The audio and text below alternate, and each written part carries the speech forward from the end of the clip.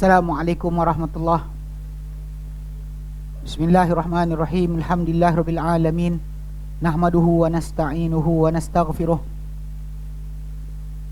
Wa na'udzu billahi min syururi anfusina wa min sayyiati a'malina.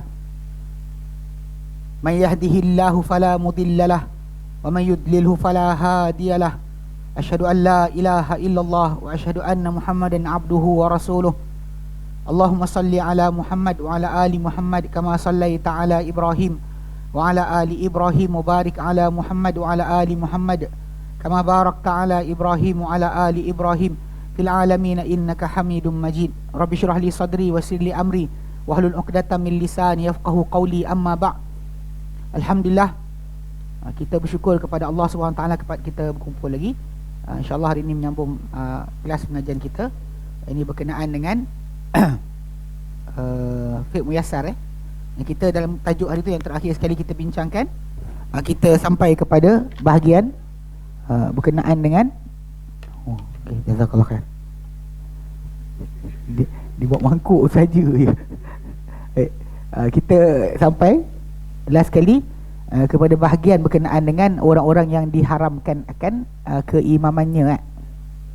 Dan kita masuk hari ini insya-Allah kepada orang yang dimakruhkan keimaman dia. Baik.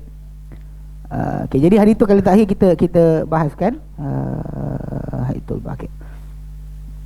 Kita ambil orang yang diharamkan, kita kata ada 5. Pertama wanita, kedua kita ambil orang yang hadas, ya. Dan siapa pada badannya ada najis dan kadang dia mengetahui. Kalau dia tak tahu, dengan itu makmum sampai selesai solat mereka, makmum tu sah. Dia je batal, makmum sah. Kalau makmum tak tahu, kalau makmum dia macam kita kata dia maklumkan pada makmum, batal semua. Kemudian orang yang ummi, yang tak boleh membaca, yang tak elok baca Fatihah, okey, dan maka tak boleh baca secara hafalan, secara hafalan, dan juga baca pun tak betul, ya. Diidghamkan apa yang daripada huruf yang tak diidghamkan, atau ditukar ganti huruf dengan huruf lain. Ni yang mungkin baru-baru ni kecoh berkenaan dengan tajuk apa, bacaan Hadramaut. Sebenarnya kisah dia, kami di Yaman dulu dah lama kami tegur tajuk ni. Memang kami kawan-kawan kami yang pergi ke sana dengar sendiri, qaf jadi jim, jim jadi ga sebagainya kan. Benda tersebut menukar ganti huruf dalam mazhab Syafi'i tak boleh. Dia ada lahjah atau pelat yang contoh macam kes orang Melayu kita, ain hamzah dengan ain. Kan kita dengan a kan kadang boleh kurang sama. Sin dengan sad, zal dengan zai, yang kadang-kadang kita agak panggil apa, tak ni sangat. Tapi kalau anda kata berkaitan dengan tajuk apa, jim jadi ga ni, gawas kan. tak boleh. Dia tak dibenarkan langsung. Bahkan tidak ada daripada lahjah ataupun cara sebutan yang dibenarkan untuk bacaan Quran. Sebab qiraat Al-Quran ni, walaupun kita kata kabilah-kabilah Arab ada cara bercakap masing-masing, tetapi ketika mana Nabi SAW bacakan Al-Quran kepada para sahabat, itulah yang dihafal turun-temurun. Yang kita dengar wadduha jadi wadduha tu kan, memang Nabi baca macam tu. Kita terangkan dulu, kerana hari tu kan siapa dapat hadiah. Sebab saya kata kenapa berlakunya khilaf tu kan, dia sebab apa, kabilah Arab ni dia tak boleh nak sebut. Maka Nabi minta pada Allah Ta'ala supaya dijadikan bacaan Quran ni dibolehkan baca dengan bacaan lain. So Nabi baca pada kabilah ni macam ni, kabilah ni macam ni. Sebab tu bila Omar dia dengar bacaan Hisham bin Hakim bin Hizam, kan Omar kata terkejut sebab Nabi ajar dia surah Furqan. Kawan tu baca Furqan lain, tak bacanya, dia belajar. Jadi dia hampir terkam. So jelas bahawa bila mungkin ketika Omar tak ada, Nabi ajar kabilah Arab baca Quran, kawan tu dengar macam tu. So tak ada benda. Bahkan bila dia baca macam tu, Nabi kata macam tu ia turun. Nabi baca pada Omar, kata pada Omar, baca yang kau punya. Omar baca, Nabi kata macam tu ia turun. So basically tak ada siapa silap kat situ. Tapi luar daripada tu tak boleh. Luar itu tak boleh. Yang tu kenapa qiraat 7 yang kita tahu, qiraat sab'ah. Yang 3 dari Kufah, 1 daripada Syam, 1 daripada Basrah, 1 daripada Mekah Madinah. Mekah Madinah. Itu dia kata Kufah 3, salah satu yang kita punya. Kemudian Basrah, Syam, Mekah Madinah. Itu 7 cara bacaan Quran yang diriwayatkan daripada Nabi secara mutawatir. Maksud dia dibaca, memang Nabi baca depan para sahabat macam tu. Okay, bukan hanya kerana keharusan dituturkan. So dia kata tak boleh ni. Ataupun dia lahan, dia apa teruk salah bacaan paling ada dengan yang menghilangkan makna. Dan ini tak sah imam dia, kecuali dengan orang serupa macam dia juga. Yang lemah macam dia juga tak apa. Pelat macam dia juga tak apa. Tapi dengan orang yang lebih alim, lebih betul sebutan, dia tak boleh. Kemudian imam fasik, ahli bid'ah, kita bincang itu, dan juga orang yang lemah daripada rukuk dan sujud, duduk dan sebagainya, maka tak sah dia jadi imam bagi siapa yang lebih mampu. Cuma kita kata yang ini ada kisah Nabi SAW menjadi imam kepada para sahabat. Nabi duduk, Abu Bakar sebelah Nabi berdiri, orang ramai belakang Abu Bakar berdiri. Maksud Nabi duduk, diorang solat dengan Nabi tapi Nabi duduk. Ini adalah di antara apa yang terakhir Nabi buat ketika hidup, ketika masih lagi hidup. Bahkan beberapa hari sebelum baginda wafat. Beberapa hari sebelum baginda wafat, baginda solat duduk, Abu Bakar berdiri sebelah baginda, dan orang ramai belakang Abu Bakar. That the last thing lah. Mana kalau dia kata benda tu berlaku, dia harus, tak boleh kata tak sah. Okey. Okey, seterusnya, al-mas'alatu tsalitsatu, persoalan yang ketiga, man tukrahu imamatuhu. Siapakah yang dimakruhkan keimamannya?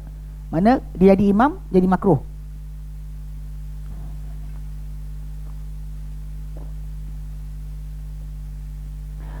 Dia kata pertama, al-lahan. Pertama, dia kata wa tukrahu imamatu kulli min dan dimakruhkan keimaman setiap daripada, pertama, al-lahan. Lahan ni orang yang banyak sebutan salah. Okey, lahan wa huwa kathirul lahni wal khata'i fil qiraati. Dia adalah orang yang banyak salah, banyak silap dalam pembacaan. Wa hadha fi ghairil fatihati, ini pada bukan Fatihah. Adapun yang diharamkan tadi untuk jadi kalau dia rosak Fatihah. Sebab Fatihah adalah rukun solat. Seorang yang dia pada bacaan surah pada lain.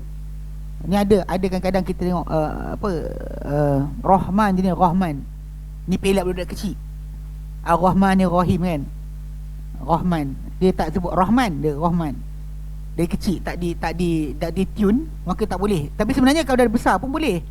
Saya ingat anak saudara saya dulu datang ke Yaman, dia tak boleh sebut Ra. Sebut Ra je Ra. Ar-Rahman ni Rahim kan. Tapi duduk dengan budak-budak Arab paksa dia sebut. Paksa. Letak batu bawah lidah lah. Suruh masuk kepala dalam air lah. Kan, buat kan. Sampai boleh. Mana benda tu boleh, cuma nak paksa tak paksa je. Kalau anda kata orang tu dia cuba sedaya upaya, insya-Allah dia boleh betulkan. Dia tak boleh kata tak boleh sebenarnya. Kalau kita tengok macam orang-orang yang belajar daripada Jepun dan Korea dan sebagainya, belajar bahasa Arab, elok je. Dan sekali fasih dekat sebut, tak ada pun pelat. Boleh je, tak timbul tajuk sebenarnya. Itu bukan masalah tak boleh. Kepelatan tu memang ia ada, tapi mesti dibaiki. Bahkan bila seorang tu belajar baca Al-Quran atau belajar sebutan huruf, kalau dia dah belajar dengan guru dia dekat kelas, balik rumah berlatih lah pula. Yang tunggu datang kelas nanti pun nak berlatih lagi. Tu tak pandai-pandai tu. Dia kena berlatih sebut balik supaya sebutan tadi menjadi betul hari demi hari. Baik. Dia kata ini pada selain Fatihah. Amal lahnu fil Fatihati bima yuhilu al-makna. Adapun kesalahan pada Fatihah dengan apa yang menghilang atau mengalihkan makna, fala tasihhu ma'ahus salah, maka tak sah bersama-sama dengannya solat. Ni kau buka dengan geng apa yang pertahankan tu, ni fiqh manhaji. Allah Allah, kan ada orang tak pakai kalau dalam fiqh manhaji pun ada sebutan macam ni juga. Tak boleh sebenarnya. Fiqh muyassar ni mungkin dikata Wahabi punya. Okey. Tapi ini ada antara perkara lah. Saya tengok kadang-kadang ada benda-benda ni orang tak perhatian. Sebenarnya Fatihah ni tak boleh. Kama madha, macam mana telah lalu dalam yang orang diharamkan. Walidzalika liqaulin nabi, ini ada kerana sabda baginda SAW, yaumul qauma aqra'uhum, mengimami, menjadi imam ke atas satu kaum tu orang paling boleh baca di kalangan mereka, paling banyak baca di kalangan mereka. Aqra' ni banyak maksud. Pada zaman Nabi dahulu, orang yang banyak baca Quran atau banyak atau pandai baca Quran, dia panggil qari. Dia tak panggil hafiz. Zaman sekarang kita panggil hafiz, sedangkan dia orang punya istilah hafiz ni adalah penghafal hadis. Macam Al-Hafiz Ibn Kathir, Al-Hafiz Al-Munziri, Al-Hafiz Ibn Hajar Al-Asqalani. Nama tu Al-Hafiz kerana menghafal hadis. Adapun orang yang baca hafal Quran ni, dia tak pelik. Benda di sana benda biasa. Kita alhamdulillah sekarang ni dah jadi common lah. Zaman dulu sebenarnya kita satu kampung pun jarang kot, satu negeri ada seorang hafal Quran. Sekarang ni makin banyak alhamdulillah. Cuma pembiasaan tu masalah sikit. Sebab sebenarnya orang yang hafal Quran ni, siapa hafal Quran, dia boleh ambil allowance dekat Baitul Mal. Pergi test dan lulus, dapat allowance setahun berapa ribu. Ada. Siapa rasa-rasa lah nak duit poket pergi. Tapi benda ni sebenarnya itu untuk galakan supaya penghafal Quran tu terus ada wujud. Dan kemudian kalau dia jadi imam, tajuk lain pula lah. Sepatutnya dan dia udah jadi imam yang budak hafal Quran ni, dia patutnya diberikan ruang untuk dia baca Quran banyak mana dia nak sebenarnya. Tapi kawan kita tak boleh, tak bagi kan.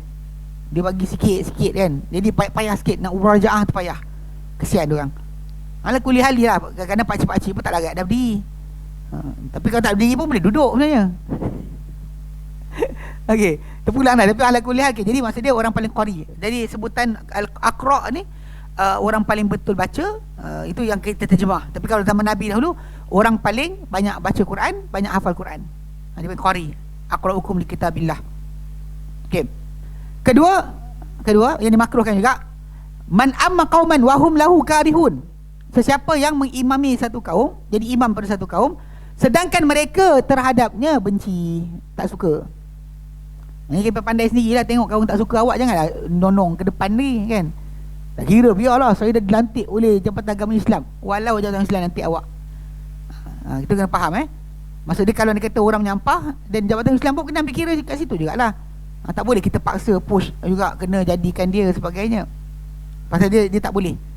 Ataupun yakrahu au yakrahu aktsaruhum, atau tak suka dia keseluruhan mereka. Okey. Liqaulihi sallallahu alaihi wasallam, sabda baginda sallallahu alaihi wasallam.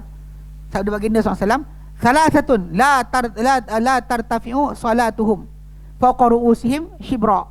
Tiga golongan yang takkan terangkat solat mereka atas kepala mereka walau sejengkal. Mana solat tu duduk sini je. Solat tu duduk sini. Tak terangkat walau sejengkal. Tak terangkat sejengkal pun. Pertama, rajulun amma qauman wa hum lahu karihun. Satu orang lelaki yang mengimamkan satu kaum, sedangkan mereka terhadapnya benci atau menyampah, tak suka. Jadi kita kata itu antaralah orang tersebut. Dan lain jap. Nanti kan tak baca, tak tengok benci sebab apa? Okey. Kalau kaum tu benci, ni kat Perlis. Bismillah. Kalau kat Perlis, jap. Kalau dekat Perlis, ada cerita kes, saya ingat bila diorang lantik imam-imam kan, untuk jadi Perlis akan pilih imam yang tak kunut, baca bismillah tak kuat dan sebagainya kan. Dia kena masuk bertugas dekat kampung orang yang suka buat tahlil dan sebagainya. Saya pernah sekali waktu tu saya pergi sana, malam, kawan yang tukang bagi nasihat tu dah meninggal lah. Hari tu raya, waktu raya tahun lepas dia meninggal. Dia diorang datang, imam muda yang datang mengadu. Saya tak tahan. Tak, diorang kacau dalam solat. Bila imam tak baca kuat kan dia,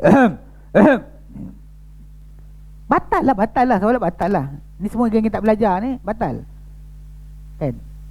Dia memang sengaja kacau imam tau. Bila time salam kan, lepas solat kan imam tak nak salam kan, datang pegang tangan, jadi mata macam tu. Saya tak faham kenapa. Gangster tau diorang kat sana tau. Itu kadang-kadang kalau masalah benci tadi, dia benci pada benda yang syar'i lah. Tak suka contoh macam katakan imam tadi buat benda-benda yang tak padan kan. Orang sibuk pergi ke solat, dia main pancing ikan kat tepi longkang, tak nak datang-datang. Azan pun lepak lagi situ. Tu ngarut lah kan. Atau perangai-perangai tak senonoh lah. Memang itu yang layak. Tapi kalau dia kata imam tu memang ikut sunnah, makmum tu yang ikut bid'ah, tak adalah. Tak jadilah cerita kat situ. Confirm lah takkan sama kan. Sebab kita tahu bahawa keadaan ni macam kes yang Nabi SAW tak iakan keadaan di mana para sahabat Nabi tak setuju dengan seorang lelaki yang Nabi lantik jadi imam, yang dia asyik baca second surah Qul Huwallah. Dia tak suka kan. Tapi jumpa Nabi kan, Nabi tak lucutkan jawatan dia. Dia terus jadi imam juga. Ketika diorang mengadu kan, maksud diorang tak suka lah. Diorang tak suka. Namun begitu tidak menjadi sebab. Sekejap. Apa dia? Ya saya. Ya saya. Solat tak diterima. Ataupun dia maksud pengertian dia lambat diterima mungkin. Wallahu a'lam kan. Tapi kita tahu bahawa ini ancaman Nabi SAW. Ancaman Nabi SAW kepada sesiapa yang cuba. Kadang-kadang benda macam ni kita kata kalau Nabi tak bagi tahu, ada orang rasa macam dia ada hak. Ya, kadang-kadang separuh orang tu dia rasakan bahawa contoh macam warisan imam tu adalah warisan. Saya anak pak imam, saya mesti jadi imam. Kalau awak awak siap anak anak bapak siap, anak jadi siap. Kadang-kadang ada orang ingat jawatan ni jawatan warisan. Biarpun anak tu tak layak, tapi masih lagi nak juga. Tu problem jugalah kan, yang kita kata yang tak sepatut berlaku. Okey, dia yang pertama yang ni dia kata orang yang jadi imam kan, tapi orang tak suka. Kedua, rajulun atal salata dibara atau dibar ayati ba'da tafawuta'ani, orang yang datang ke solat dalam keadaan solat dah habis, sengaja datang lewat-lewat. Okey. Kemudian ketiga, lelaki yang memperhambakan orang yang merdeka. Orang merdeka tapi dia perhambakan. Ini tiga lah. Jadi yang kita dapat lihat ni satu dah, yang orang jadi imam dan kadang orang tak suka pada dia. So basically kalau elak lah, just let go. Sebenarnya jadi imam dengan jadi muazzin, saya secara peribadi saya lebih prefer jadi muazzin. Sebab nanti dia saksi kepada kita, semua benda mendengar suara kita hari kiamat nanti. Adapun orang yang jadi imam ni banyak benda dia kena jaga. Kena tunggu makmum sekian, kena sekian, kena perhatikan kalau budak menangis, kena tengok keadaan, kena perhatikan betul-betul. Maka kalau dia tak terti juga jadi imam, dia masalah juga. Makmum tegur tak tahu kan, subhanallah, dia ingat orang suka dengan dia, padahal subhanallah tu dia telah salah. Ataupun perempuan tepuk itu kan, dia kata apa pasal orang tepuk, suka aku ke kan. Tu masalah juga. So orang yang tak tahu pasal, dan ini jadi kes. Jadi kita sebut itu problem kita dalam masyarakat sekarang ni, sampai sekarang ada masalah makmum dan imam ni, dia macam tak ada connection. Kalau imam salah baca, makmum tak tegur. Kalau imam sasul, makmum mendiamkan. Kalau makmum imam salah rakaat pun makmum ikut je. Dia diam sampai lepas solat, tak tahu nak buat apa. Ini jadi kes dekat satu tempat. Tak nak sebut lah. Tapi orang tu ngadu kat saya. Dia kata imam tu solat 5 rakaat. 5 rakaat. Dia datang masbuk. Jadi makmum lain bising kat belakang lepas daripada solat dah 5 rakaat. Ada yang duduk, ada yang follow imam. So diorang tak tahu nak buat apa. So kawan kita ni dah belajar sunnah kan, dia pergi dekat kat imam. Dia kata Pak Imam, tadi Pak Imam dah solat 5 rakaat. Okey, baik. Lepas tu tak buat apa-apa. Sebenarnya kalau anda kata rakaat dia dah terlebih, kan kita belajar sujud sahwi hari tu. Kalau kita rakaat terlebih, katakan lepas solat, isteri kata, bang, kita solat 5 dah tadi, then you only have to sujud 2 kali. Sujud sahwi je. Sebab benda dah jadi pada Nabi sallallahu alaihi wasallam. Sebab baginda sallam pernah sekali solat 5 rakaat ni, Sahih Bukhari hadis ni. Bila Nabi dah solat 5, masuk rumah, keluar balik, tengok orang tengah bising. Nabi kata kenapa? Dia kata, ya Rasulullah, engkau solat 5. Nabi pergi terus ke depan, Allahu Akbar, sujud, Allahu Akbar, duduk, Allahu Akbar, sujud, Allahu Akbar. Kemudian Assalamualaikum warahmatullahi, Assalamualaikum warahmatullahi, salam semula. So basically dekat situ kita nampak cara penyelesaian. Dia sujud sahwi dah lah, kalau orang dah dapat tahu kan. Kalau terlebih, kalau terkurang, kalau makmum kata cik, Pak Imam tadi kurang ni, bangun tambah satu lagi lah, habis cerita. Just add one more. Cuma macam saya kata lah, makmum sepatutnya ada reaction dengan imam. Dia bukan macam aku khayal, aku khusyuk ke khayal? Khayal kot. Aku khayal pejam mata. Janganlah. Dia patutnya aku khusyuk tu, tak pernah khusyuk ni putus dengan jemaah. Ni yang kena betulkan balik. Pasal banyak filosofi masuk dalam kepala kita, sampai kita rasakan bahawa kalau tak nampak apa tu betul solat. Tak nampak apa tu, tak ada zat, tak ada jasad, tak ada roh, tak ada sekian kan. Semua sekali tak ada. Mana ada macam tu? Sebab Nabi ada reaction dengan para sahabat. Kan bahkan pernah sekali Nabi tersasul lepas solat kan, Nabi tengok dekat belakang dia ada apa? Ada Ubay bin Ka'ab. Nabi kata, wahai Ubay, kau ada kat sini?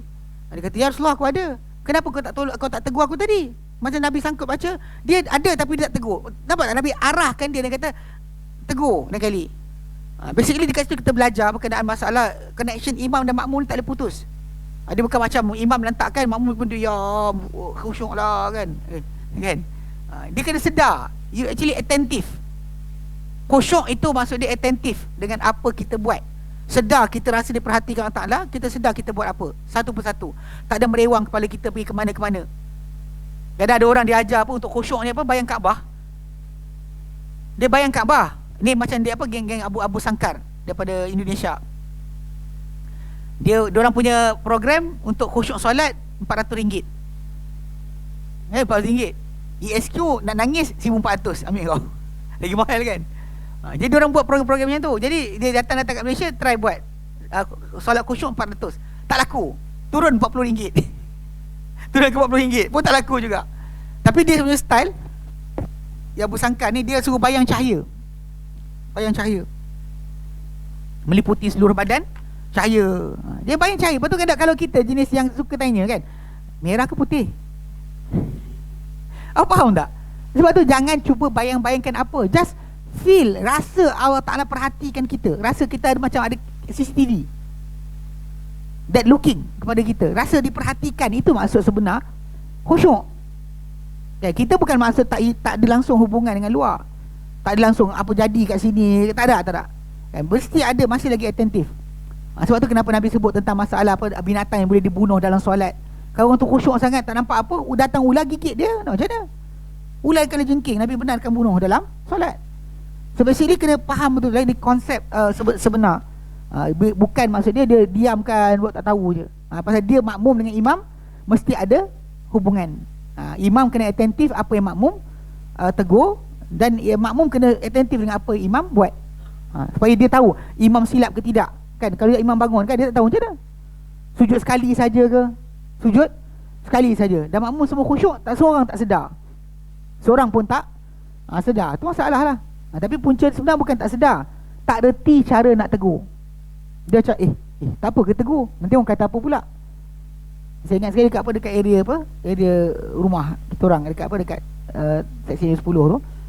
Ni gatal lah punya. Saya dapat tahu kemudian imam tarawih takut nak jadi imam sebab dia baca salah kan, tegur di belakang.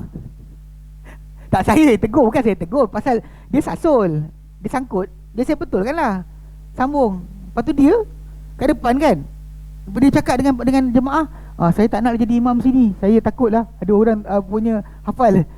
Ada benda macam tu. Kalau dia dekat Yaman pun tahu. Dekat Yaman kalau solat salah jadi baca, yang tegur bukan seorang tau, satu saf, bergema masjid. Sebab diorang kat sana pembacaan Quran, diorang continuously. Pakcik-pakcik pencen, dia tak pergi main golf, tahu tak, pukul bola tak. Pakcik-pakcik pencen duduk kat masjid, pegang Quran besar tu, buka pagi, petang, siang, malam. Pagi baca Quran, tengah hari baca Quran, petang baca Quran, malam baca Quran. Besok buat lagi. Pusingan hidup dia macam tu. Kita datang hari ni dia baca Quran, besok datang dia baca Quran juga. So pakcik-pakcik macam ni, walaupun dia tak ada sijil hafal Quran kan, jangan salah baca depan dia. Salah baca, dia tegur, bergema masjid. Bayangkan kan, dibetulkan bukan seorang tau, satu soft tegur. Kecut ni nak sambung baca.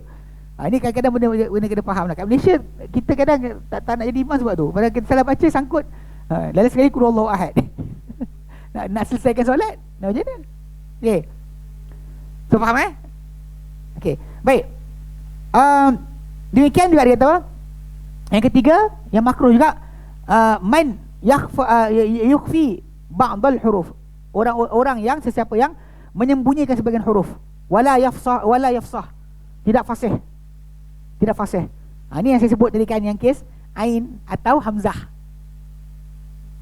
Ain atau hamzah kan, an'amta an'amta.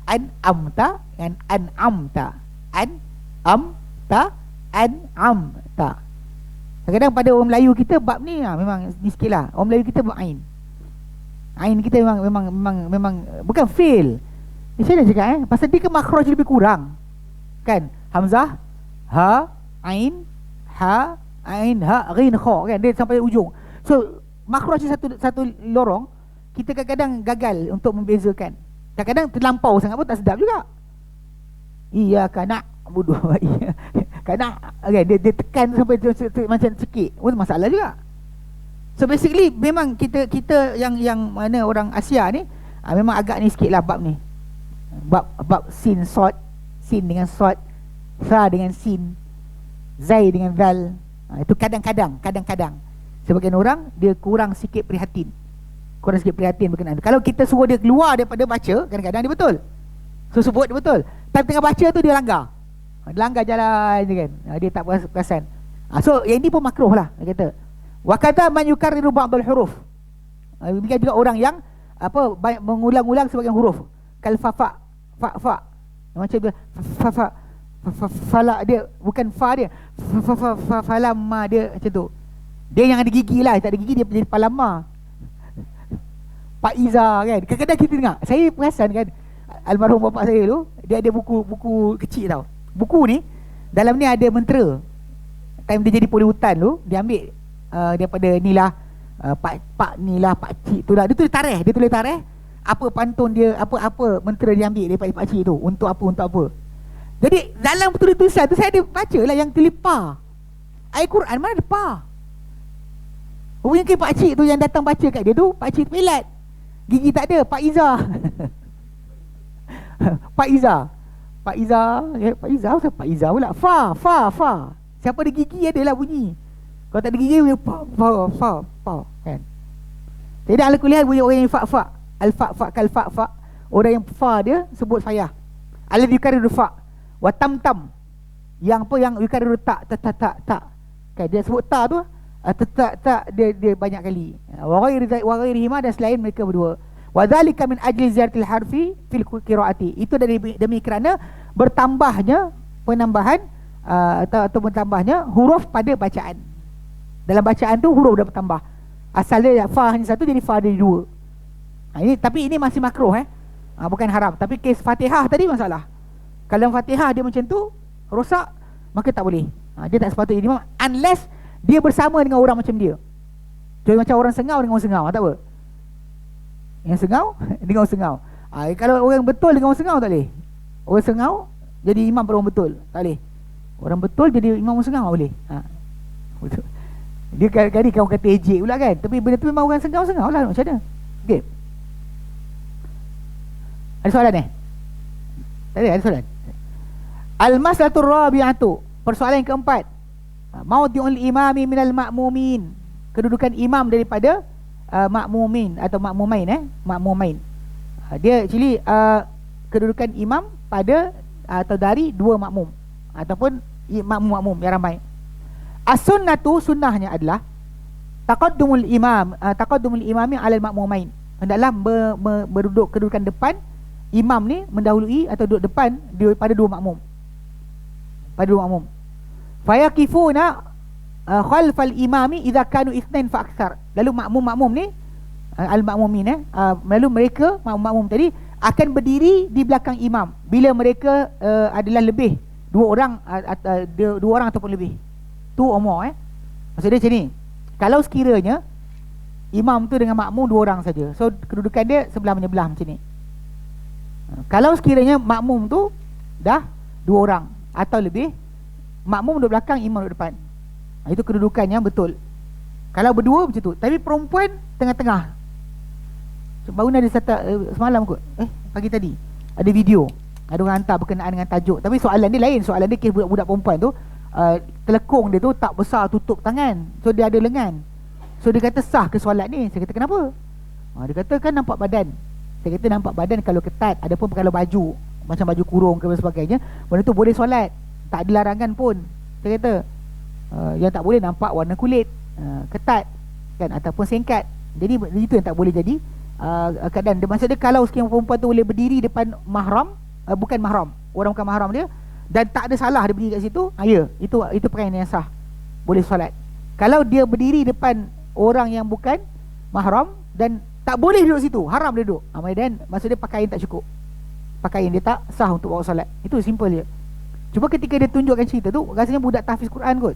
Perempuan dia duduk depan tau, yang makmum belakang-belakang. Ada tengok video tu.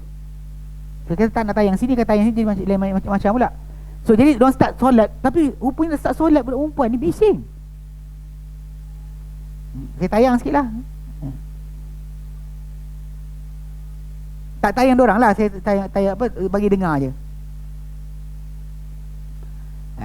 Mana abang tu hilang.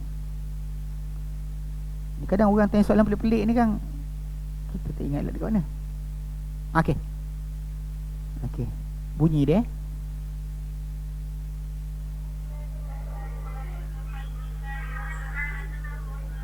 Imam dah start beraya, dah start solat tu.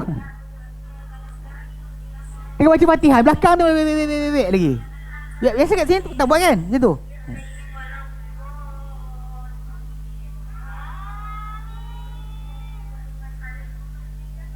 Ni depan ni imam lah. Sebenarnya kalau kau perempuan, kalau jadi imam, dia bukan macam ni. Dia kena dalam soft. Dia hafal Quran lah budak perempuan ni, tapi dia duduk depan kan. Ini kaedah ini untuk lelaki sebenarnya. Macam ni. Yelah, yang mula-mula dia tak, kecoh. Imam dah baca Fatihah tu. Nampak? Dia kan? Yang seorang betulkan mikrofon, yang seorang sekian. Tapi yang ini sebenarnya kedudukan salah. Untuk wanita, macam mana isi Nabi SAW, hatta Aisyah al-Anha. Kelakar. Okey. Semangat. Macam mana? Okey. Pasal Aisyah al-Anha pernah jadi imam keadaan dengan perempuan, dan dia berdiri tengah-tengah soft. Bukan depan. Bukan macam tu. Kalau perempuan jadi imam pada perempuan, duduk tengah soft. Bukannya duduk depan macam tu. Kalau lelaki betul, dua ke atas, maka duduk depan. Kalau perempuan, dalam soft. Bersama-sama. Ni imam ni kan, dalam soft.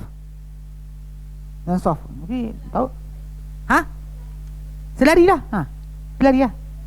Sebaris. Katakan ni imam, ni imam.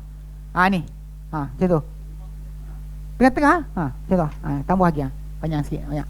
Nampak? Kenapa nak tepi? Cuba jawab soalan aku. Kenapa nak tepi? Dia mesti macam kita jadi imam lelaki lah. Kenapa nak tengah? Okay. Dia mesti tengah-tengah lah. Okay. Jadi kalau perempuan jadi imam ni macam ni. Kalau lelaki jadi imam, ni perempuan ni imam. Nampak duduk macam tu. Tapi kalau lelaki jadi imam, dia kena duduk depan. Kalau macam jumlah dia kena macam tu. Tadi video yang kita tunjuk tadi kan, dia letak perempuan tu kat imam depan kan, perempuan semua.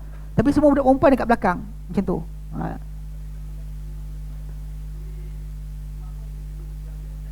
Kalau kesempitan tempat, macam kisah Abu Bakar berdiri sebelah Nabi.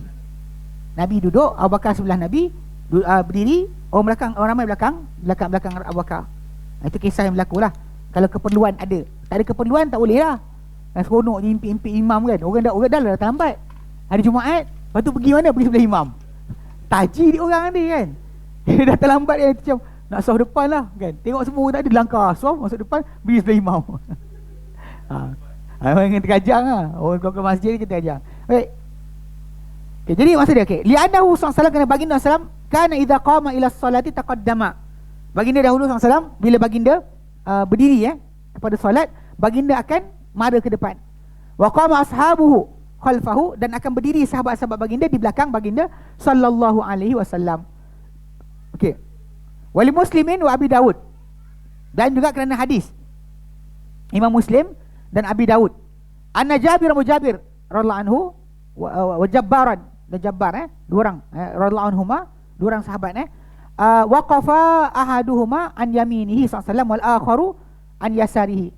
Nabi tengah solat kan, seorang datang, dia berdiri sebelah kanan Nabi, Jabir. Kemudian Jabbar, seorang lagi kan, di sebelah kiri Nabi. Okey, wal akharu an yasari. Fa akhadha bi aidayhima, maka Nabi ambil tangan mereka berdua, hatta aqamahuma khalfahu, sampai Nabi tolak mereka ke belakang.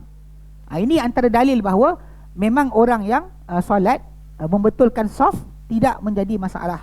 Tarik orang rapat kan, kalau kita jarak kamu jauh sangat, tarik, tak ada batal solat. Sebab Nabi sendiri SAW tengah solat, seorang berdiri kanan, seorang berdiri kiri Nabi. Baginda tarik orang ni ke belakang, tarik orang ni ke belakang. Tarik. Dia tarik dia sini. Pinjam korang. Siapa ada? Ada orang. Okey. Okey, cerita dia. Muat tak kita besar makan banyak ni? Okey, sekejap. Kanan seorang, kiri seorang. Kiri seorang, kanan seorang. Okay. Jadi sini. Mana Nabi SAW tengah solat, tiba-tiba datang seorang kanan, seorang kiri. So baginda SAW tarik dia punya tangan ke belakang, tarik ini ke belakang, dan Nabi teruskan solat. So maksudnya pembetulan soft ni macam ni tak membatalkan solat. Kalau orang tu kira lari jauh dan sebagainya. Cuma tadi macam kita sebutkan tadi, kalau orang tu solat dua orang, lelaki macam ni kedudukan dia. Tak perlu ke depan ke belakang. Cuma yang kes ke belakang sikit tu dalam mazhab Syafi'i, ada sebahagian para ulama merasakan elok belakang sikit, takut makmum dengan imam tu makmum depan daripada imam. Tapi sebenarnya masalah kedudukan tak timbul, sebab yang dilarang adalah mendahului imam dari segi pergerakan, bukannya masalah kedudukan. Imam sentiasa depan, macam ni kat sini dianggap sama, tak ada masalah. Tapi bila kita bertiga, ini kedudukan kita, atau 4 ke 5 ke macam ni. Tapi perempuan macam ni, pasal. Kalau perempuan, imam dia kena macam ni, macam ni. Maksud dia solat kiri kanan ni, macam ni sepanjang solat. Berarti macam yang dia buat tadi dalam gambar tu kan, dalam video tu, itu tak kena, ustazah tak ajar kan. Okey dah, jazakumullah khair. Benda tayah ke depan sikit, sama satu soft. Sebab benda ni telah diriwayatkan daripada perbuatan isteri Nabi menjadi imam kepada golongan wanita, antaranya Aisyah dan lain semua buat macam tu. So kita kata ia adalah sunnah yang difahami, sebab isteri Nabi boleh beritahu berkenaan perkara berkenaan berbanding orang lain. Okey, baik.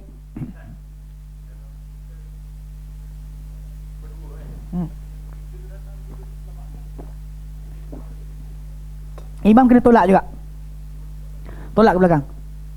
Kalau dia lawan pukul. Ni masalah dia. Bila kita solat kan dengan imam kan dan sebagainya, kita kena faham bahawa bila imam tarik ke apa, ikut. Contoh lain macam ni Mas Siap. Tak tarik pun sebenarnya dia faham. Sebab itu bila kita solat, kita kena faham kaedah jadi makmum dan imam. Okay. Contohnya katakanlah dia tengah solat macam ni, lepas tu dia jadi imam saya. Lepas tu bila saya ada orang kat belakang takbir Allahu Akbar, saya reverse je lah. Tak payah tunggu macam kan, bila nak tepuk aku? Takkan nak tunggu tepuk kan. Tepuk tu bukan kaedah dia.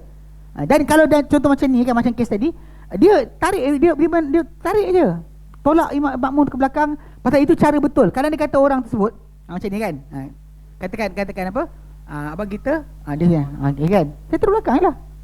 Dan tak ada pula tunggu macam 1, 2, 3, 4. Kalau macam tu, dia tiba ada di kes baru ni, apa, waktu pementangan tajuk daurah kitab klasik Jaiz, Dr. Hasnan Kassan daripada UKM. Dia cerita lah, dia kata kalau awak lambat bergerak, katakan contoh macam ni kan, makmum ni nak naik ni, kita ada orang keluar, lepas tu dia nak bergerak tu kan, dia bergerak sikit-sikit, gerak sikit. Tapi satu dua. Saya betul, saya tutup jalan. Dia nak pergi mana? Yang belakang pula tutup jalan. Awak pergi mana dia kata? Pasal dia memang dalam pergerakan soft tadi, bergerak macam ni tak membatalkan solat. Yang orang kata masalah berturut-turut ke dan sebagainya, itu benda yang unnecessary. Macam tadi kan, macam tak ada pula Nabi time betulkan soft tu kan, nak suruh di belakang kan, tak boleh turut-turut, pegang dulu, tolak. Dia kalau macam ni dah 2, 3 dah. 1, 2, 3 balik habis lah. Itu idea. So macam mana? Itu maksud sutra, kalau kita nak rapatkan diri kita kawasan. Sebab bahkan Nabi SAW pernah tengah solat, tiba-tiba kambing nak lintas depan baginda. Baginda rapatkan diri ke depan sampai ke kambing tak lintas. Dia nak lintas depan dia juga, Nabi rapat lagi, tak benarkan dia lintas. So basically dalam perkara ni, jazakumullah khair. Okay, dalam perkara ni pergerakan tarik orang dan sebagainya tidak menjadi masalah apa-apa. Dan kita pula bila orang suruh kita bergerak. Kalau kita tengah salah kiblat, contoh kita kiblat salah, datang kawan tu tarik badan kita, follow lah, jangan lawan. Jangan cok. Kan? Kita lah ikut je lah. Kan? Ataupun makluman pasal kes jadi kes ketika mana pertukaran kiblat. Bila turun perintah tukar kiblat, orang di Kubah kiblat tukar asar. Kiblat tukar waktu asar. Orang di Kubah solat subuh masih hadap Baitul Maqdis. Tengah-tengah solat subuh tu ada orang jerit, kiblat dah tukar. Nabi dah menghadap ke Masjidil Haram. So dah tukar dalam solat lah. Dah tukar dalam solat. Okey, tukar dalam solat tu macam mana agak-agak? Ni. Tukar dalam solat. Okey. Banyak orang salah faham kes pergerakan ni. Amih. Pinjam lagi. Tak apa, hari ni glamour sikit. Masuk video. Orang tahu Wahabi. Jumpa di jalan Wahabi je. Okey dengar. Okey, cerita ni kan. Okay, saya jadi imam. Okey. Sekarang dua makmum saya kat belakang. Okey, katakan fahamkan macam mana kiblat tukar? Okey. Ada orang bayangkan agak-agak nama nak pusing. Dia bukan macam tu lah. Dia macam ni kan. Terus pusing belakang. Terus pusing. Tak ada, selesailah masalah. Kau tidak macam nak apa lah. Faham tak? Pasal kalau pergerakan tadi kan macam, lepas tu yang duduk belakang ni macam, apa dia buat? Kan? Dia bukan moving macam tu tau. Maksudnya Nabi terus pusing ke belakang. Dia opposite terus. Pasal Syam menghadap sana, Mekah belakang. So dia terus bergerak pergi sana belakang. Dan makmum terus turn. Ada selesai masalah. Intas terus. Kau tak macam mana kau nak faham tak? Ini basic yang banyak orang tak tahu. Pasal kes pergerakan yang dibenarkan. Kadang-kadang orang kata bergerak lebih kan. Itu bagi orang tak belajar. Dia tak tahu sebenarnya dalam solat ada pergerakan yang necessary, yang diperlukan. Macam kes tadi kan, macam kita kata nak betulkan soft, tarik orang rapat pada kita. Macam Nabi buat kepada Ibn Abbas. Ibn Abbas pernah sekali dia solat dengan Nabi SAW macam ni kan. Okey, dia solat, dia pergi reverse. Nabi tarik, dia reverse lagi. Nabi tarik, dia reverse lagi. Lepas solat Nabi kata, apa hal? Aku jadi kau sebaris aku, kau reverse, kau berundur. Dia kata, ya Rasulullah, bolehkah aku solat sebelah engkau Rasulullah? Dia cakap itu, tapi Nabi ketawa. Kemudian Nabi doakan dia. Okay. Doa Nabi tu ada dua meaning. Faham tak? Okay. Tonton. Dah tu. Oh, lama lah. Glamour lah. Okay. Okay. Dia apa? Dia dua maksud. Maksud pertama doa umum lah untuk dikebaikan. Maksud kedua adalah salah faham kau ni. Ya Allah, bagilah dia kefahaman. Itu maksud Nabi doa. Kalau Nabi doa dia bukan baby tau. Nabi doakan dia lepas daripada kes. Dia reverse daripada Nabi ketika tengah solat. So Nabi suruh dia ke depan, Nabi tarik dia ke depan, dia reverse. Nabi tarik dia ke depan, dia reverse. Berterusan dalam solat. Sampai lepas solat Nabi kata, "Mali, apa hal?" Nabi kata, "Apa kena? Aku jadikan kau sebaris aku, kau berundur." Lepas dia kata, tapi lah ayat dia keluar, betul lah. Bolehkah aku duduk sebelah kau sedangkan kau Rasulullah? Dan Nabi ketawa dan Nabi doakan dia. Allahumma faqihu fid din wa alimhu ta'wil. Itu doa Nabi untuk dia. Okey, faham okey, jadi dia kata Nabi ambil tu tangan mereka berdua sampai Nabi berdirikan mereka berdua di belakang baginda SAW. Okey. Wali qauli Anas dan juga kita tahu bahawa kedudukan imam, kalau anda kata makmum dua atau atas ke lebih, dia kata kita tahu dia demikian kedudukan dia kena ke depan. Wali qauli Anas, kena kata-kata Anas bin Malik radhiyallahu anhu, lamma shalla bihim an-nabiy SAW fil bait. Apabila solat dengan mereka Nabi SAW dalam satu rumah. Ni solat ni sebenarnya dekat rumah nenek dia kot, nenek Anas. Dalam ketika solat kat rumah sebut solat sunat berjemaah. Dan ini antara dalil bahawa solat sunat berjemaah adalah dibenarkan. Maka Nabi solat dalam rumah tersebut. Dia kata apa? Dia kata lamma shalla bihim an-nabiy sallallahu fil bait thumma ya ummu Rasulullah sallallahu wa naqumu khalfahu fa yusalli bina. Kemudian menjadi imam Rasulullah sallallahu, lalu kami berdiri di belakang baginda dan baginda solat dengan kami, solat bersama kami. Okey. Kemudian dia kata wa yakifur rajulu al-wahidu an yaminil imam muhadhiyan lahu, dan akan berdiri seorang lelaki lelaki yang seorang yang makmum yang seorang di sebelah kanan imam, sebaris dengannya, sebaris muhadhiyan lahu, sebaris dengannya. Kenapa? Li'annahu sallallahu adar ibn Abbas wa Jabiran ila yaminihi lamma waqafa an yasarihi. Dia kata bahawa Rasulullah SAW telah memusingkan Ibnu Abbas dan Jabir, ke arah kanan baginda bila mana mereka berdua berdiri sebelah kiri. Nabi suruh duduk belah kanan, letakkan belah kanan. Lepas mereka duduk belah kiri. Saya ingat dulu ada cerita kot, berlari ke langit. Ada cerita tu. Dia pergi letak makmum kat belah kiri. Apa benda tak tahu, pengarah filem. Filem Malaysia besar. Dia tak buat homework punya banyak ustaz tanyalah.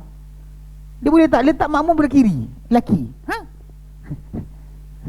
Dia solat makmum lelaki belah kiri. Dia belajar mana tu? Nak kata tak bukan Muslim ke Muslim, dia kecil. Pelakon tak ingat, ini semua tak ingat. Ada kan? Sama dah kalau pengarah tu pelakon pun tak tahu. Kau pun kecil besar mana? Kau besar ke London tu. Sepatut dia tahu lah. Tapi tak ada orang tahu. Tahulah. Wallahu a'lam. Okey. Jadi bila mereka berdua berdiri sebelah kiri baginda. Okey, wa yasihu kuful imami wasatil makmumain dan sah untuk berdirinya imam di pertengahan dua makmum. Li'anna Ibnu Mas'udin radhiyallahu anhu shalla baina al-qamata wal aswada. Kerana Ibnu Mas'ud dahulu pernah radhiyallahu anhu pernah solat di antara al-qamah dan aswad. Wa qala, dan dikata hakadha ra'aitu Rasulullah sallallahu fa'ala. Macam ni aku lihat Rasulullah sallallahu buat. Okey, ini pendapat yang ada pada Ibnu Mas'ud radhiyallahu anhu. Lakin yakunu dhalika muqayyadan bihalid darurati. Tapi tengok berdiri macam abang kita tadi kan. Imam makmum belakang dah ada, tapi ada juga sebelah imam, tapi terikat. Dia kata muqayyadan bihalid darurati, dengan keadaan yang terdesak. Mana terpaksa, rumah sempit ke dan sebagainya. Yes. Rumah tu sempit, tak muat untuk buat dua baris macam tu. Macam kalau sebaris boleh buat. Dan buatlah. Sebarislah. Terpaksa wa yakunul afdal, dan dia menjadi lebih afdal. Okey. Afdal wa huwa wuquful khalfal imam. Yang afdalnya mereka berdiri di belakang imam.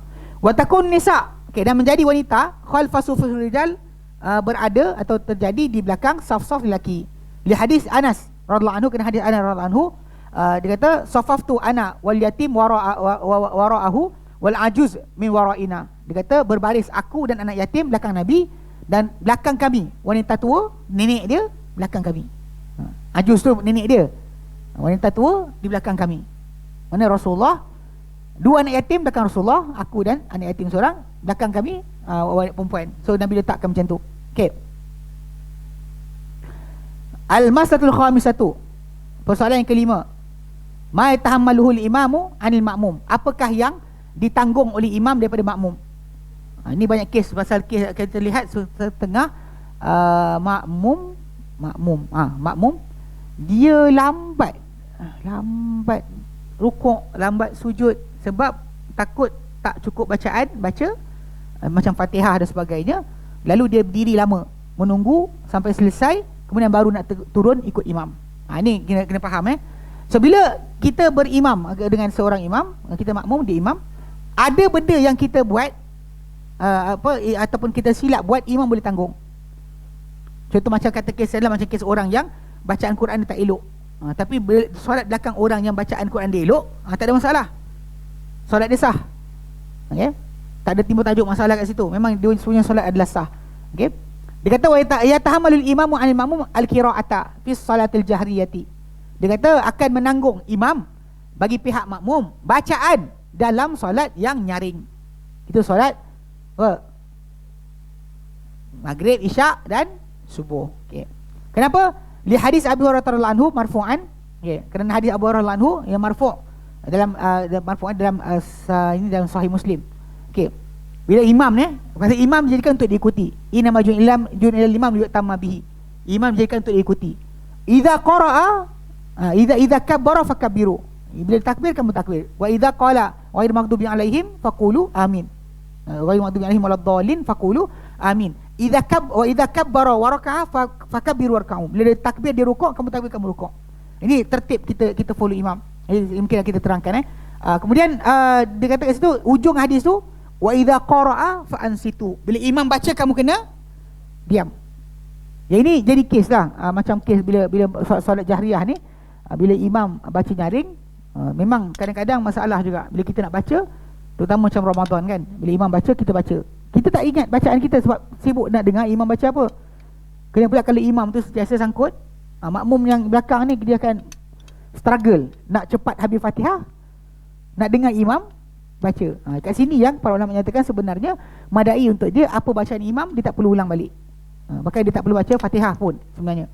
Kalau tak ada ruang bila dikatakan dia baca Al-Fatihah, bila imam waladdallin, kemudian amin, lepas tu dia start nak baca bismillahirrahmanirrahim, alhamdulillahirabbil alamin, dia baca kan, tiba-tiba imam qul huwallah, imam start baca je, dia sepatut berhenti. Berdasar pada hadis ni, dia sepatut berhenti untuk mendengar bacaan imam. Sebab konsep dia sebenarnya dalam bacaan Quran, dalam solat atau luar solat, bila seorang baca lain dengar. Tidak ada arahan untuk baca gaduh-gaduh baca. Dia sering berlaku pada masyarakat kita, bila baca Quran kan, contoh macam bacaan Yasin ke, bacaan tu kahfi ke, bacaan tu dibaca dengan baca beramai-ramai. Ini salah sebenarnya, tak betul. Dan kaedah betul dia adalah kalau kita betul nak baca dalam satu kumpulan pun, seorang baca lain dengar. Saya ingat pernah kena sekali kot, tapi nak panggil lah kat SUK apa Selangor. Dia panggil kata bagi tazkirah. Saya okey lah pergi hari Jumaat kan, pagi. Lepas tu dia kata ada bacaan Yasin. Dia tentatif ada bacaan Yasin. Saya datang lewat lah sikit. Ingatkan nak baca, biar dia habis baca dulu. Kita datang kan, ingatkan kita ngam-ngam, dia start baca, kita sampai okey lah, tak ada mas campur, biar dia baca sendiri. Tiba-tiba rupanya nak jadi tekong. Dia tunggu ustaz datang jadi tekong baca. Saya pun kata pada mereka, yang sebenarnya cara bacaan Quran ni adalah seorang baca lain dengar. Hatta Nabi kalau berkumpul dengan para sahabat pun, kadang-kadang Ibn Mas'ud ada, Nabi suruh dia baca. Kadang-kadang nampak Abu Musa Al-Asy'ari, suruh dia baca. Dia nak dengar seorang baca lain dengar. Jadi hari ni saya kata saya baca semua dengar. Semua dengar saya kata. Jadi tunggu sampai lepas habis baca kita tazkirah. Lepas tu dalam tak dia tengok macam ni tak panggil lah. Tapi kita nak tahu itulah sunnahnya. Kalau betul kita berkumpul dalam satu rumah ke apa benda kan, nak baca Quran, seorang baca lain dengar. Tu betul. Kenapa ni dengar bacaan Quran? Betul. Tapi kalau semua baca, dia tak timbul tajuk lah. Sebab tu Allah firman Al-Quran, wa idza quri'al Quran fastami'u lahu wa ansitu la'allakum turhamun. Bila dibacakan Quran, maka kamu dengarlah kepadanya dan diam. Moga-moga kamu akan dirahmati. Cuma kita tahu ada hadis yang lain, ya Abu Hurairah anhu riwayatkan, Nabi kata pernah sekali baginda SAW solat, kemudian terganggu bacaan, dan baginda pun sebut kepada para sahabat di belakang baginda, la'allakum taqra'una ba'di, barangkali kalian membaca belakang aku. Lepas tu diorang angguk, betul ya Rasulullah. Nabi kata la taf'alu. Nabi kata la taf'alu. Riwayat Abu Hurairah tu datang, illa bi fatihatil kitab, kecuali Fatihah kitab je kau boleh baca. Lain tak payah, Nabi kata. So basically bila Nabi sebut macam tu, itu menjadi dalil kepada sebahagian para ulama mengatakan mesti makmum baca. Cuma kalau kita belajar dalam fiqh Syafi'i pun tentang perkara ni, dia kata boleh untuk makmum tadi terlewat daripada imam satu rukun, dua rukun besar, dia kata. Tapi in the end kalau imam tu teruskan solat, makmum tetap kena ikut imam. In the end tajuk dia makmum tetap kena ikut imam. Tak boleh tunggu imam dah rukuk, dah sujud kan, dah bangun bangkit sujud masih berdiri lagi, tak boleh. Bahkan solat dibatal siapa yang menyanggah. Sebab kita bila solat bersama imam, kita ada menyalahi pergerakan imam, unless pergerakan imam tadi pada rakaat yang kelima dia naik berdiri, dekat situ kita boleh tunggu. Tunggu, duduk diam-diam, ataupun sebut subhanallah, suruh dia duduk balik. Kalau dia tak duduk balik pun kita tunggu. Dia bagi salam, kita bagi salam bersama dia. Itu yang betul. Tak perlu mufarakah.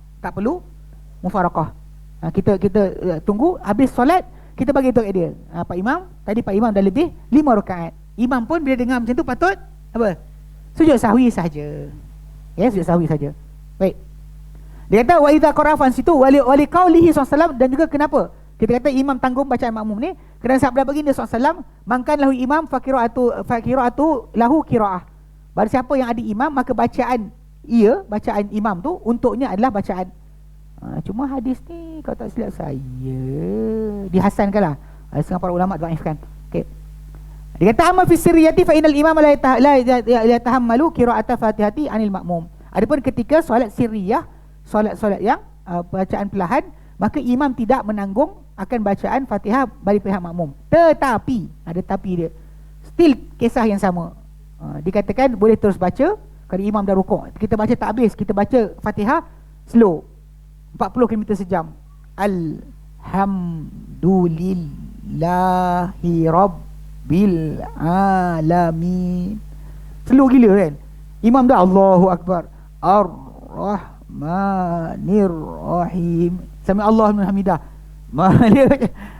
Kalau imam start rukuk, sujud je awak kena ikut. Dia kan 1 2 3 kena ikut. Mana pun tak habis. In the end, saya baca semua kitab-kitab tu, last kali kata kalau imam kita tak baca Fatihah habis lagi ni, imam dah turun, kita kena ikut turun. Sebab ikut pada adab berjemaah, itu yang Nabi suruh. Idza kabbara fakabbiru, wa idza kabbara wa raka'a fakabbiru warka'u. Bila imam takbir, imam rukuk, kamu takbir, kamu rukuk. Itu yang Nabi suruh. Para sahabat tak angkat tangan, ya Rasulullah kalau tak baca Fatihah macam mana? Seorang pun sahabat tak pernah tanya. Seorang pun sahabat tak pernah tanya. Itu kat situ kita faham bahawa sebenarnya pusing mana sekalipun, last kali kita kata kena ikut imam juga. Walau saya rakaat macam tu. Sebab balik pada asal kita ada arahan Nabi. Arahan Nabi. Dan sedangkan masalah perkara tersebut, kalau kita faham balik, takkan zaman Nabi tak berlaku berkenaan dengan seorang makmum tadi baca terlewat, imam dah rukuk, imam terlaju dan sebagainya. Walaupun mungkin agak mustahil, sebab zaman Nabi dahulu bacaan imam sangat panjang.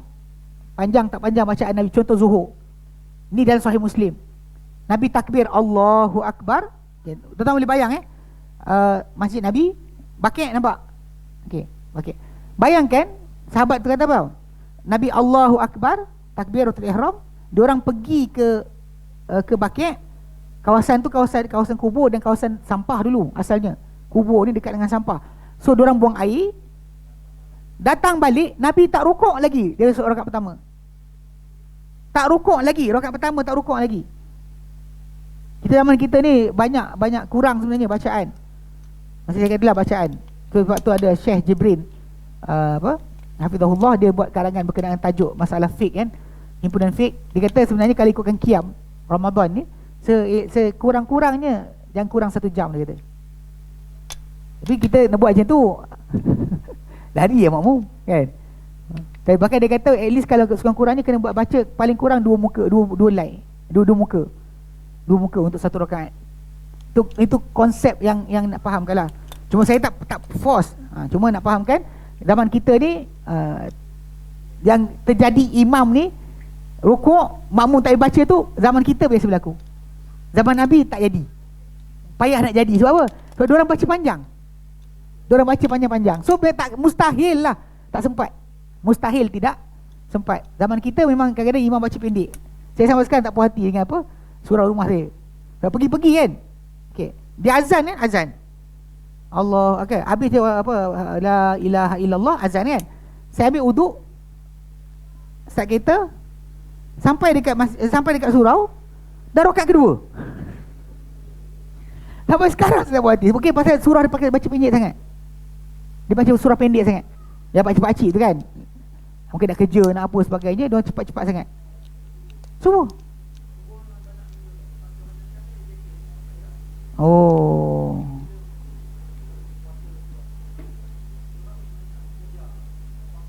Oh.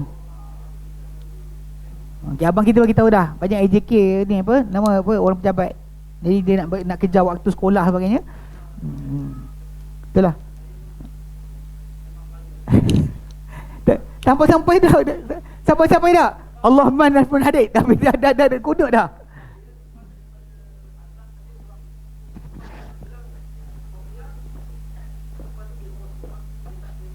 Sepatutnya 10 minit. Sepatutnya ikomat 10 minit selepas azan. Kita duduk bajet lah ni. Tak pernah sempat. Sampai-sampai mesti dah ada rakaat kedua.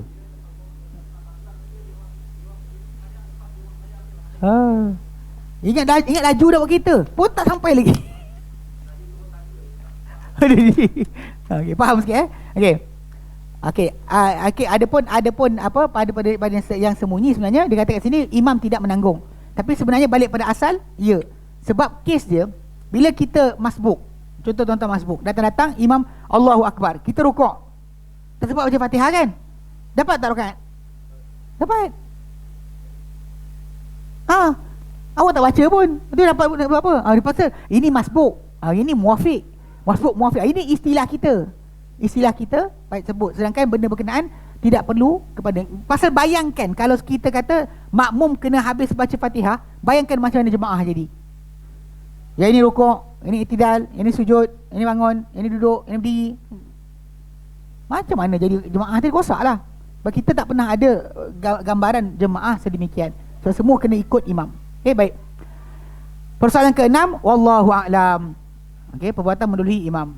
Boleh. Kena solat dulu. Okey, baik. Kita berhenti sini. Wallahu a'lam.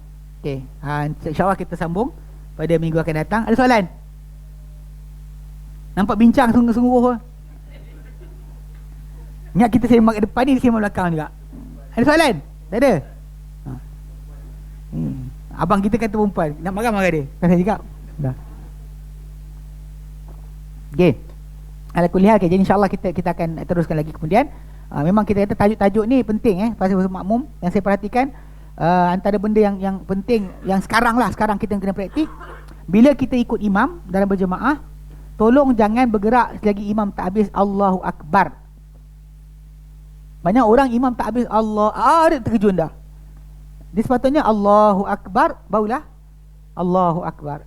Sami Allahu liman hamidah, barulah Rabbana lakal hamd. Allahu Akbar, Allahu Akbar. Dia kena sentiasa macam tu. Dan bahkan para sahabat Nabi dahulu, dalam Sahih Muslim, dia sebut kami tak turun dengan setelah Nabi turun. Nabi dah turun, barulah kami turun.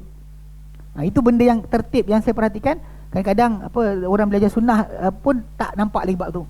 Sebab tertib dalam solat, kita jangan ikut jangan seiring dengan imam, tapi imam selesai Allahu Akbar, baru kita Allahu Akbar. Kecuali imam tu ada masalah sikit, jenis yang apa, tak larat bangun. Allah dia Akbar, lepas tu masih lagi bangun. Itu masalah sikit lah. Imam tak boleh bangun kan. Itu tak boleh buat apa. Dia tengok seorang pak imam tu. Saya kata kenapa? Dia dapat kita bar dia kan, bar tapi kita angkat dia tak bangun lagi. Dia Allahu Akbar kan sepatutnya kan. Dia bar tu, dia tengah masih lagi tengah bangun. Jenuh sikit lah, tak boleh buat apa. Kalau siapa-siapa rasa dia macam tu kan, elakkan jadi imam. Pasal makmum anda akan langgar movement. Makmum akan cepat dari kita. Sepatutnya lah, tapi dia tak reti. Dia Allah kan. Dia Akbar dia kat situ. Jenuh kita tengok dia bangun tu, Allah kan. Itu masalah sikit lah. Pandai sikit. Dia kena bawa diri. Imam kena pandai bawa diri. Macam tadi kan, kata dia berdiri tegak baru dia Allahu Akbar. Baru betul. So that makmum takkan tersilap. Okay, baik. Wallahu a'lam. Yep. Tak kisah. Kalau abang perempuan seorang tu kan duduk belakang dinding tak apa. Pasal perempuan punya soft, dia lagi belakang lagi baik. Cuma jangan pergi kat pintu pagar masjid je. Dia lelaki paling dekat, paling depan, paling baik. Perempuan paling belakang. Tapi belakang jangan sampai keluar masjid lah. Mana the further you are, the better it is. So tak ada kaitan pun. Sebenarnya kalau kita dengar tentang jarak, dia kata jarak-jarak di antara imam dengan makmum tu, tidak ada satu pun dalil. Bahkan ikut kepada nas. Macam Imam Nawawi rahimahullah sebut dalam kitab Majmu' Syarah Muhadzab, kalau imam tu kita dapat tahu pergerakan dia, sama ada dengan lihat atau dengar, dah memadai. Hatta macam Hasan Basri kata, kalau imam seberang sungai, engkau seberang sini. Antara engkau dengan imam tu sungai, engkau boleh ikut dia, kau ikut dia. Tak ada sebarang sekatan yang datang kata jarak 500 kaki lah, 50 langkah. Semua tak ada dalil. Ikut kepada hadis, ikut kepada perbuatan para sahabat, ya sah. Sebab para sahabat dahulu solat dalam masjid, Nabi dalam rumah. Nabi dalam rumah, diorang dalam masjid. Diorang nampak bayang-bayang Nabi je, diorang ikut dalam masjid. Dia salah satu, nampak atau dengar. So basically tak ada masalah kat situ. Sebab tu bila awak pergi dekat Tanah Haram kan, hotel kan, imam Masjid Haram tu, kemudian hotel-hotel belakang tu kan, dia follow selamba je Arab ni. Sebab benda tu memang itu yang difahami. Kita tahu imam buat apa. As long as you know imam buat apa, itu tak menjadi masalah. Cuma kena live lah. Bukan macam live telecast masa kita dengan ikut Astro kan. Itu tak sampai tu. 3 saat ke berapa saat dia sampai. Itu tak sama. Dia kena live. Maksud dia memang dia kat depan sana, cuma kita tak nampak dia, tapi kita sampai suara kepada kita. Itu boleh. Kena live. Baik. Okey. Wallahu a'lam. Dah wallahu a'lam ketiga kali ni. Nak tanya soalan tak? Tak ada, okey. Wallahu a'lam. Wa sallallahu ala sayyidina Muhammad. Alhamdulillahirabbil alamin. Alhamdulillah anta astaghfiruka wa atubu ilaik. Assalamualaikum warahmatullahi wabarakatuh.